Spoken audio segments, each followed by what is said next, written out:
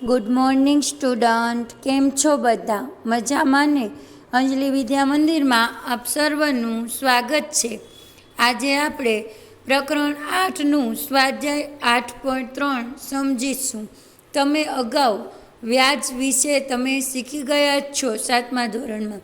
તો અહીં તમને કેટલીક બાબતો યાદ રાખવાની છે.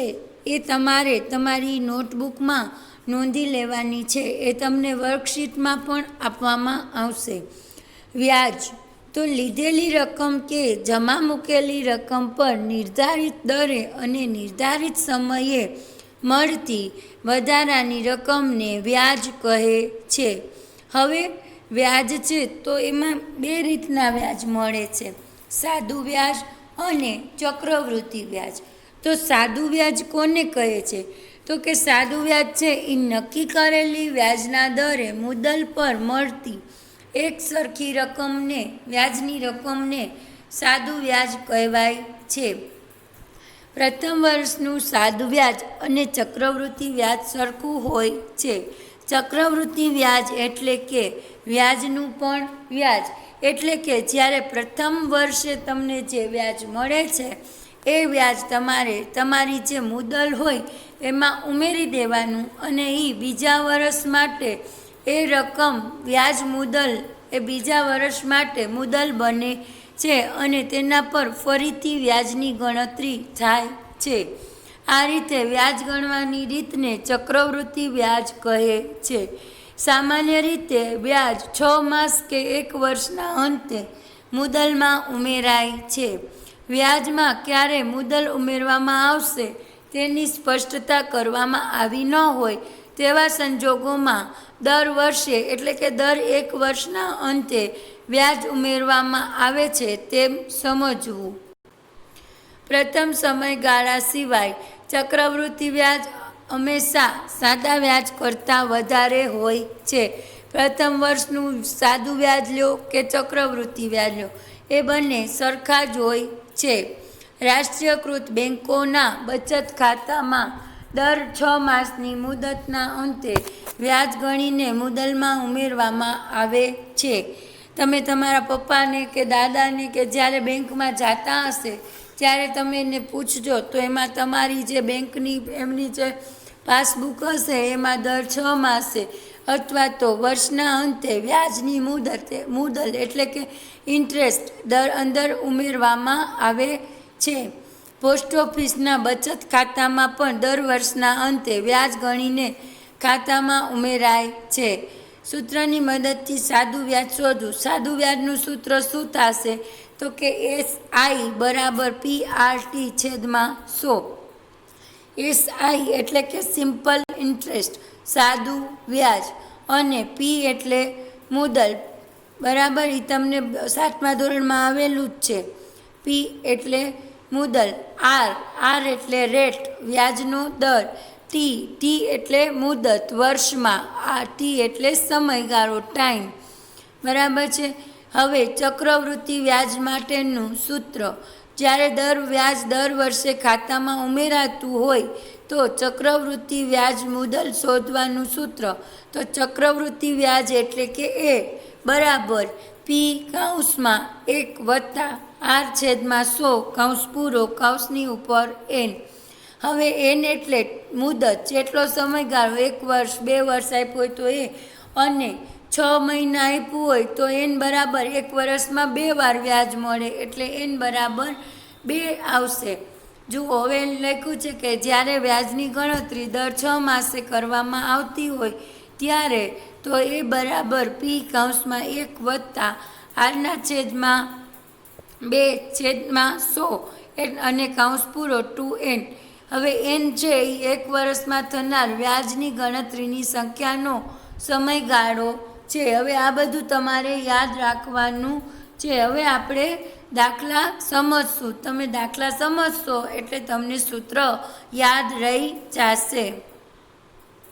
જુઓ, અહીં તમને આપણે સ્વાધ્યાય 8.3નો દાખલા નંબર 1 સમજીએ.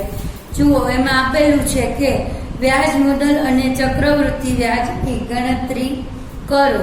હવે જુઓ, અહીં વ્યાજની વાર્ષિક ગણતરી કરવાની છે।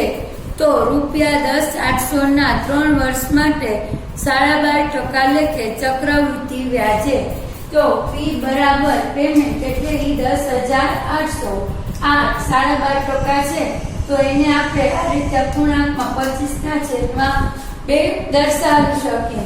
અને ટી બરાબર 3 વર્ષ એને n બરાબર પણ 3 વર્ષ થશે। હવે તમે એનું સૂત્ર મૂકો તો a બરાબર 1 વત્તા r/100 કૌંસની ઉપર n ઘાત। હવે આપણે અહીં 10,800 રકમ છે બરાબર છે તો 10,800 કૌંસમાં 1 વત્તા 25/2/100 અને 3। હવે આ 2 છે એને 100 વડે 200 અને 2 ને ગુણતા 200 મળશે એટલે 10,800 કૌંસમાં 1 વત્તા 25/200 કૌંસની ઉપર 3 ઘાત 10,800। હવે જો અહીંયા છેદમાં કોઈ સંખ્યા છે નહીં માટે આપણે 200 ગુણ્યા 1 કરીએ એટલે 200 વત્તા 25/200 બરાબર।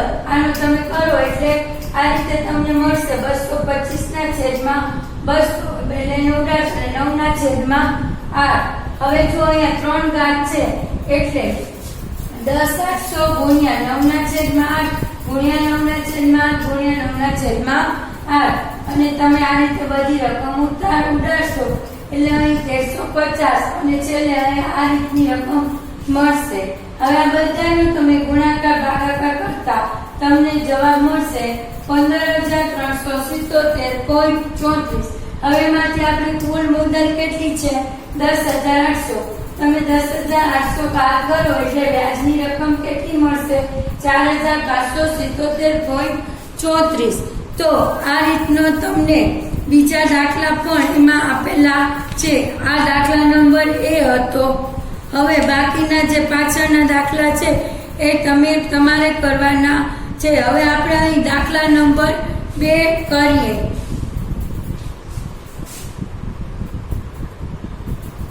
જુઓ દાખલા નંબર 2 કમલાએ સ્કૂટર ખરીદવા બેંકમાંથી 26,400 પ્રતિ વર્ષ 15%ના દરે ચક્રવૃત્તિ વ્યાજે લીધા। 2 વર્ષ અને 4 મહિના પછી ઉધાર ચૂકતે કરવા માટે તેને કેટલી રકમ ચૂકવવી પડશે। હવે સૂચના આપી છે કે 2 વર્ષ માટે ચક્રવૃત્તિ વ્યાજની રીતે વ્યાજ મુદ્દલ શોધો અને ત્રીજા વર્ષનું મુદ્દલ ગણી અને 4 બારસ એટલે કે 4 માસનું સાદું વ્યાજ ગણવાનું છે। તો સૌપ્રથમ આપણે અહીં લખશું P બરાબર 26,400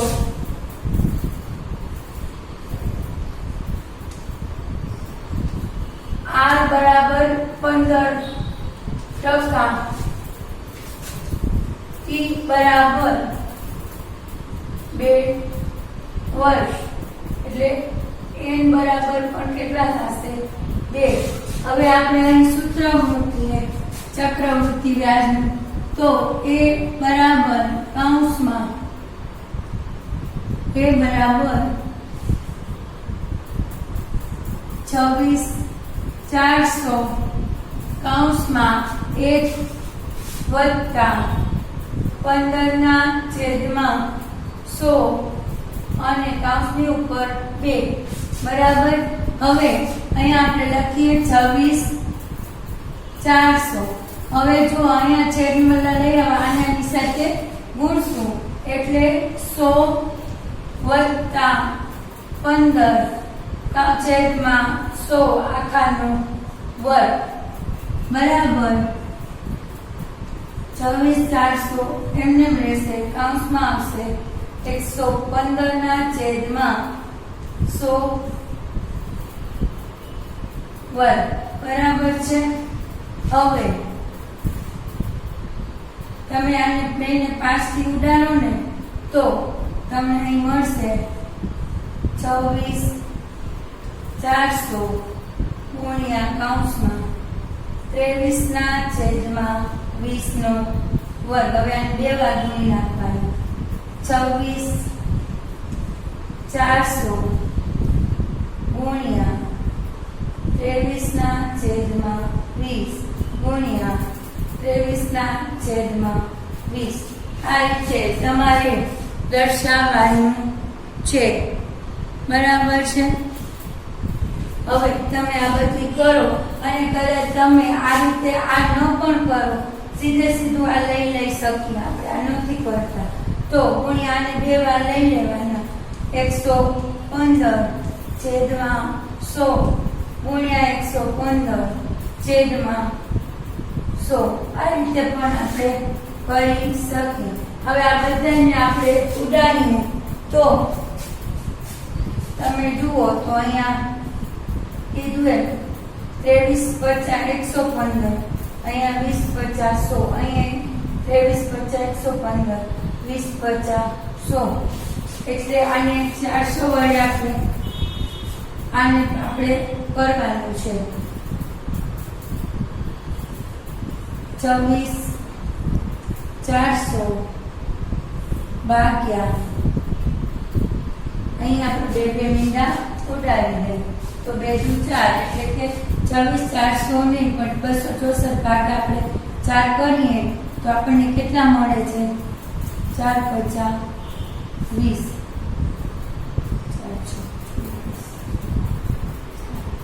6 થી ભાગાશે, 4 6 24, પાછું 4 6 24, એટલે કે આ 66 અને અહીંયા આવે રકમ ઉડી જશે। હવે તમે આ બધાનો 66 ગુણ્યા 23 એ રીતે ગુણાકાર કરતા તમને 34,914 જવાબ આપણને મળે છે।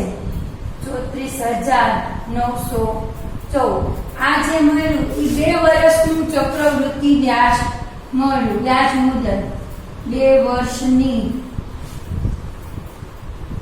ચક્રવૃત્તિ વ્યાજ મુદત।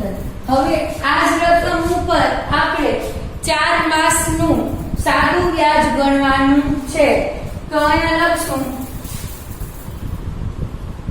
સાદું વ્યાજ એટલે કે SI બરાબર PRT છેદમાં 100। હવે જુઓ અહીં P બરાબર આપણે આ જે રકમ આવી ને 34,915 એ લેવાની છે, તો અહીં આપણે લખશું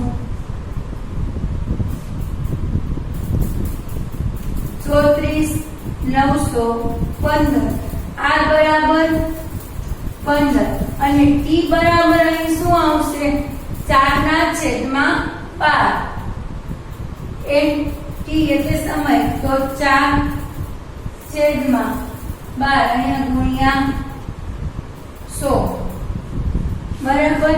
હવે તમે આને ઉડાડશો, બધેના છેદને ઉડાડીને ભાગાકારને બધું કરશો તો તમને જવાબ મળશે 1745.70, 1745.70 આ મળ્યું 4 મહિનાનું વ્યાજ। હવે એ વ્યક્તિને કમલાએ કુલ કેટલા રૂપિયા ચૂકવવાના છે? તો આજે 34,915 છે, ઈ અને આ બંનેનો સરવાળો કરવાનો થશે આપણે 34,915 વત્તા 1745.70,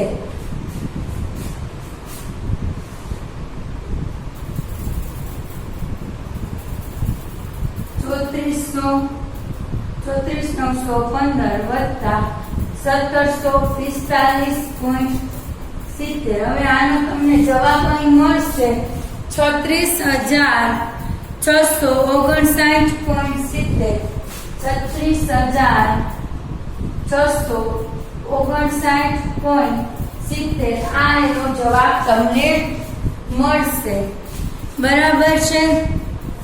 હવે આપણે દાખલા નંબર 3 જોઈએ। જુઓ, ફેબીનાએ 12,500 3 વર્ષ માટે 12% સાદા વ્યાજે ઉધાર લીધા અને રાજાએ એ જ રકમ તે જ સમય માટે 10% દરે ચક્રવૃદ્ધિ વ્યાજે ઉધાર લીધી તો કોને વધારે વ્યાજ ચૂકવવું પડશે? તો સૌપ્રથમ ફેબીના માટે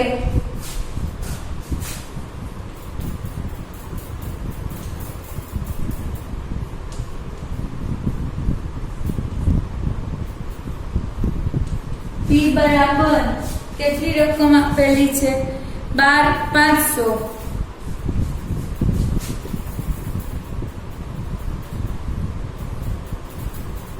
R બરાબર 12% અને T બરાબર 3 વર્ષ. હવે આ છે સાદું વ્યાજ છે. શું છે? સાદું વ્યાજ. SI બરાબર સૂત્ર છે PRT છેદમાં 100. હવે કેટલું છે?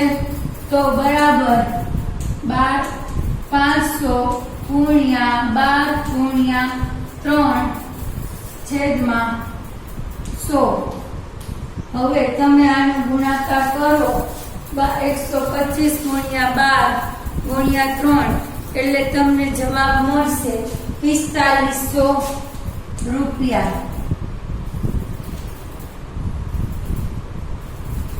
4500 રૂપિયા સાદું વ્યાજ આવ્યું. બરાબર છે? 4500 રૂપિયા સાદું વ્યાજ થયું. હવે આપણે રાધિકા માટે શોધીએ. રાધિકા છે તો એને ચક્રવૃદ્ધિ વ્યાજે લીધા છે. કેટલા? એને ચક્રવૃદ્ધિ વ્યાજે લીધા છે. તો આપણે અહીં લખીએ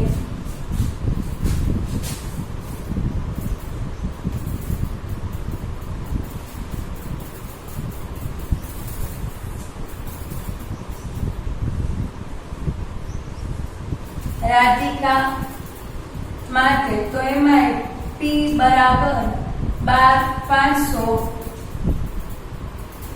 R બરાબર 10% અને N બરાબર 3. બરાબર, એટલે કે T બરાબર 3 વર્ષ માટે લીધેલા છે. તો આપણે હવે અહીં ચક્રવૃદ્ધિ વ્યાજ બરાબર ચક્રવૃદ્ધિ વ્યાજ એ બરાબર 1 ઓછા 1 વત્તા 12,500 કૌંસમાં 1 વત્તા R ના છેદમાં 100 કૌંસનો વર્ગ. હવે અહીં આપણે બરાબર 12,500 ગુણ્યા કૌંસમાં 1 વત્તા 10 ના છેદમાં 100 કૌંસનો ઘન એટલે અહીં તમને મળશે 12,500 ગુણ્યા કૌંસમાં 100 વત્તા 10 આખાના છેદમાં 100 કૌંસનો ઘન એટલે 12,500 ગુણ્યા 110 છેદમાં 100 કૌંસનો ઘન. આ બે ક્યાં મિલાય એટલે આપણે અહીંયા લખી શકીએ 12,500 ગુણ્યા 11 છેદમાં 10 ગુણ્યા 11 છેદમાં 10 ગુણ્યા 11 છેદમાં 10. બરાબર, આમનું ગયું. હવે આ બધાનો તમને 125 ગુણ્યા 11 ગુણ્યા 11 બરાબર, તો એમાં તમને જવાબ મળશે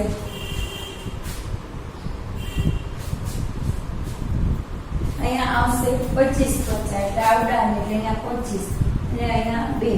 હવે આ બધાનો ગુણાકાર કરી અને આના વડે તમે ભાગો 2 વડે એટલે તમને જવાબ મળશે 16,637.50.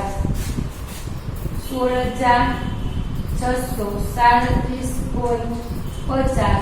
આ મુદત મળી. શું મળી? વ્યાજ મુદત. હવે જો વ્યાજ મેળવવું છે એટલે આ 1637 માંથી આપણે આ 12500 બાદ કરી ઓછા 12500 મુદત તો કેટલા મળશે 7 3 6 માંથી 4137.50 વ્યાજ ભરવું પડ્યું. રાધિકાને 4137 અને આને કેટલું ફેબીનાને 4500. તો હવે કોણ વધુ વ્યાજ? તો કે 4500 માંથી વધુ કોણ? ફેબીના વધુ વ્યાજ ચૂકવશે. કેટલું? તો કે 4500 ઓછા કેટલા છે? 4137.00. હવે તમે આ બાદબાકી કરો અહીંયા, એટલે અહીંયા આવશે 5, અહીંયા આવશે, અહીંયા 10 અહીંયા 9 માંથી 7 જાય તો 2, અહીંયા ઓછો 9 માંથી 3 જાય તો કેટલા મળશે? 6. એટલે જવાબ આવશે 362.50. 362.50 ફેબીનાએ વધુ વ્યાજ ચૂકવવું પડશે. બરાબર છે? તો તમને આ દાખલો સમજાઈ ગયો હશે. હવે જુઓ દાખલા નંબર 4 છે. એમાં એ મને લખ્યું છે કે જમશેદ પાસેથી 12000 સાદા વ્યાજે 6% દરે 2 વર્ષ માટે ઉધાર લીધા. આ જ રકમ 6% દરે પ્રતિ વર્ષ ચક્રવૃત્તિ વ્યાજે લીધી તો કેટલી વધુ રકમ ચૂકવવી પડશે? દાખલા નંબર 4 સેમ ટુ સેમ દાખલા નંબર 3 જેવો જ છે, તો એ તમારે જાતે પ્રયત્ન કરવાનો છે. બરાબર છે? હવે એના પછીનો દાખલા નંબર 5 ₹60,000 ને 12% દરે પ્રતિ વર્ષ અર્ધવાર્ષિક ચક્રવૃત્તિ વ્યાજે રોકે છે. તો આમાં આપણે પહેલા 6 મહિનાનું અને પછી 1 વર્ષનું એમ 2 વખત ચક્રવૃત્તિ વ્યાજ શોધવું પડશે. જુઓ દાખલા નંબર 5 માં 60,000 ના 12% લેખે પ્રતિ વર્ષ અને અર્ધવાર્ષિક ચક્રવૃત્તિ વ્યાજ શોધવાનું છે. બરાબર છે? તો પહેલા આપણે 6 માસ માટે વ્યાજની ગણતરી કરશું. તો એમાં P બરાબર કેટલી રકમ છે? P બરાબર 60,000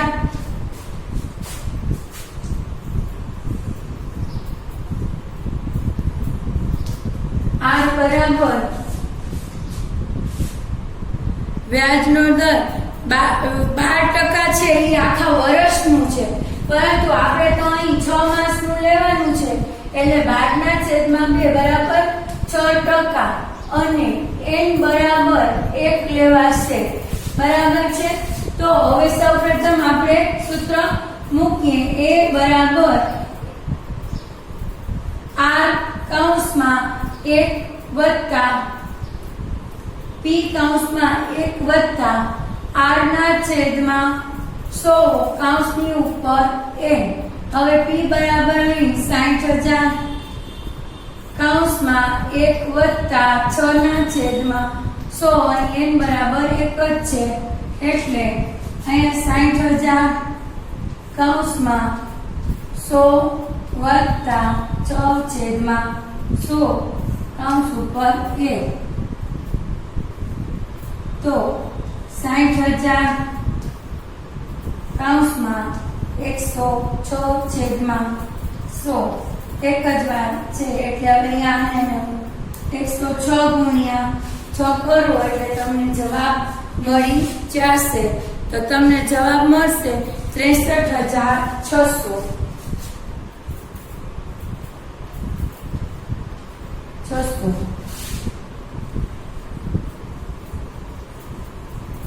વ્યાજ મુદત.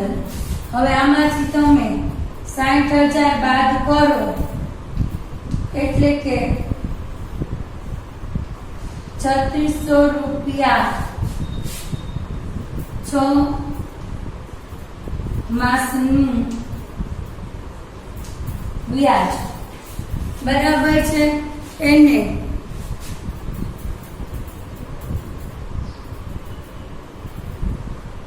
ચક્રવૃદ્ધિ વ્યાજ 63,600 પર 6 મહિનાનું વ્યાજ 3600 રૂપિયા થાય અને મુદત આવશે વ્યાજ મુદત 63,600. હવે એક વર્ષના અંતે તો હવે આપણે એક વર્ષના અંતે ગણતરી કરવાની છે. હવે જુઓ, એક વર્ષ એટલે કે 12/2 એટલે કે 2 વાર 6 મહિના આવશે એટલે n બરાબર 2 થઈ જશે. રકમ આ જ આવશે, પણ અહીં 6% ની બદલે 12% પૂરેપૂરા 12% લેવાશે, કારણ કે આખા વર્ષનું ગણવાનું છે. તો એ લખવાનું આખા વર્ષ માટે. તો એમાં અહીં આપણે લખશું a બરાબર p કૌંસમાં 1 વત્તા r ના છેદમાં 100 કૌંસ ઉપર a. તો p બરાબર 60,000 કૌંસમાં 1 વત્તા 12 ના છેદમાં 100 ઉપર વર્ગ. અહીં આવશે 60,000 કૌંસમાં 100 વત્તા 12 છેદમાં 100 કૌંસનો વર્ગ બરાબર 60,000 100 ને 12 ના છેદમાં 100 કૌંસનો વર્ગ. હવે 60,000 ગુણ્યા 112 ના છેદમાં 100 ગુણ્યા 112 ના છેદમાં 100. તો આ બીજા બધા જશે. હવે 112 ગુણ્યા 112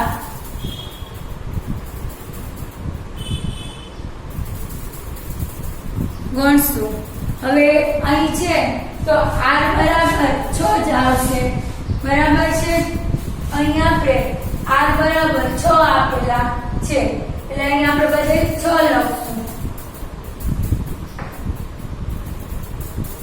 એટલે અહીં 106 આવશે.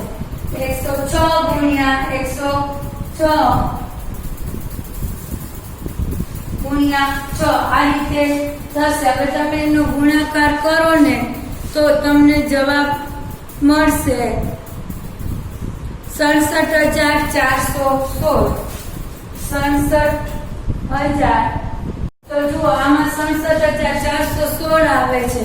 જ્યારે એક વર્ષ પછી અને 6 માસ પછી 63,600 રકમ ચૂકવવી પડશે અને એક વર્ષ પછી એને 67,416 રકમ ચૂકવવી પડશે.